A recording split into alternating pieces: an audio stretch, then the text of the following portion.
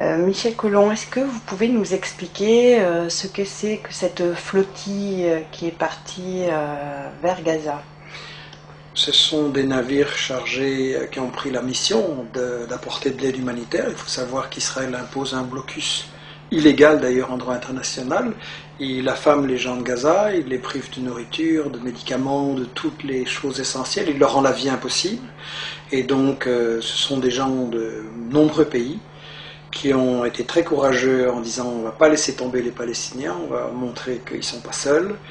Ils savaient qu'il y avait un risque à ce point-là, personne n'aurait imaginé, mais ils savaient qu'il y avait un risque et moi je tiens à leur rendre hommage. On m'avait invité à y participer, je n'ai pas pu aller par manque de temps, je connais les gens qui étaient là et donc je tiens à leur rendre hommage parce qu'ils ont pris des risques pour aider les Palestiniens et je pense qu'on doit vraiment leur rendre hommage. Oui. Comment les Israéliens ont-ils pu faire cela? Quelles sont les raisons? Je pense que, en fait, les Israéliens prétendent qu'ils sont une démocratie, mais en volant les terres, les maisons par la violence et en attaquant tous les voisins, ils appliquent en fait ce que Ziegler, dans une interview qu'il m'a accordée récemment, disait c'est le fascisme à l'extérieur. C'est-à-dire que l'Europe, elle a sa démocratie à l'intérieur, mais à l'extérieur, elle soutient des régimes qui appliquent le fascisme envers les populations des pays du Sud, et il n'y a pas que les Palestiniens.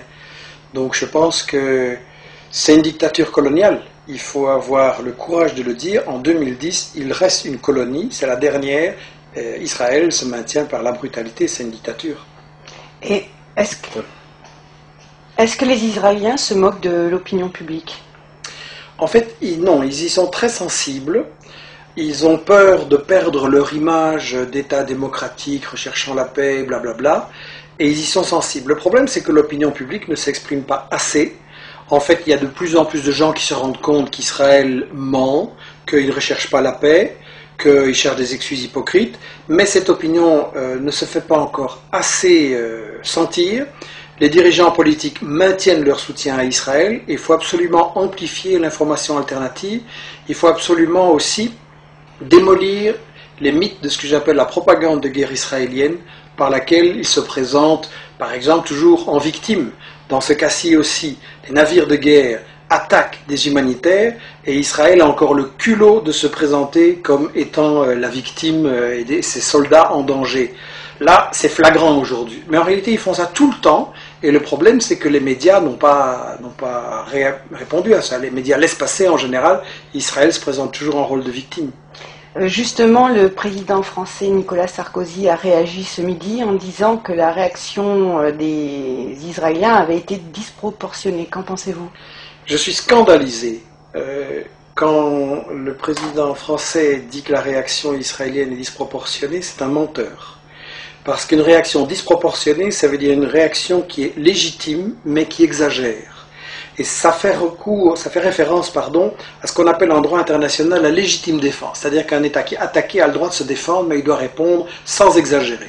Et donc Sarkozy, aujourd'hui encore, maintient le mensonge que ce serait Israël qui serait agressé, qui devrait simplement réagir de façon modérée et correcte. C'est un menteur, parce qu'en réalité c'est Israël qui depuis 60 ans vole les terres des Palestiniens, leur rend la vie impossible, et en employant ce mot-là aujourd'hui, Sarkozy ment à son peuple et ment à l'opinion internationale. Ça ne m'étonne pas, parce qu'en plus ses ministres aussi répercutent tous les mensonges qui sont favorables à Israël. Vous avez une ministre de l'Intérieur, Madame Alliot-Marie, qui a eu le culot d'encourager à faire un procès contre les personnes qui, en France, appellent à boycotter les produits illégaux d'Israël. Donc, en fait, il faudrait faire un procès à Madame Alliot-Marie, qui est censée faire respecter le droit, qui viole le droit international, qui vient en secours à Israël, qui bafoue toutes les résolutions de l'ONU, et ce gouvernement-là a encore le culot de se prétendre le défenseur du droit. Et qu'en est-il au niveau des médias?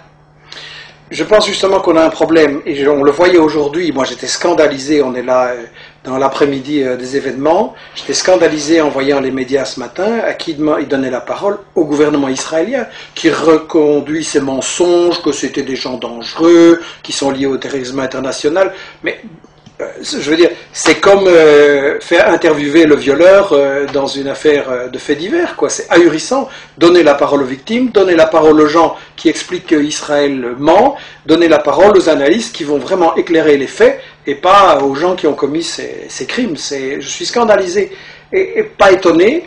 C'est pour ça que j'ai écrit ce livre Israël, parlons-en, parce que si les médias faisaient leur boulot sur Israël, des sites et des gens comme moi ne devraient pas exister, on n'aurait pas de travail. Le problème, c'est que les médias ne font pas leur travail, ils justifient l'agression d'Israël.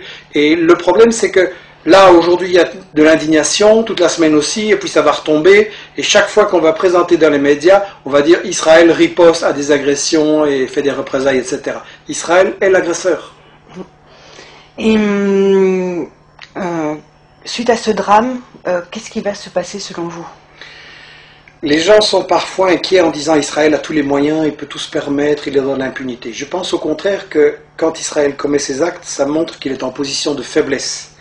Vous savez, la CIA publie chaque année un rapport sur la situation au Moyen-Orient. D'habitude, il est très optimiste et l'année dernière, il était au contraire catastrophiste en disant dans 15 ou 20 ans, Israël n'existe plus. Et tout simplement, ils se rendent compte qu'Israël, avec son arrogance, son agressivité, est en train de retourner l'opinion publique internationale contre eux et qu'ils vont se faire complètement isoler.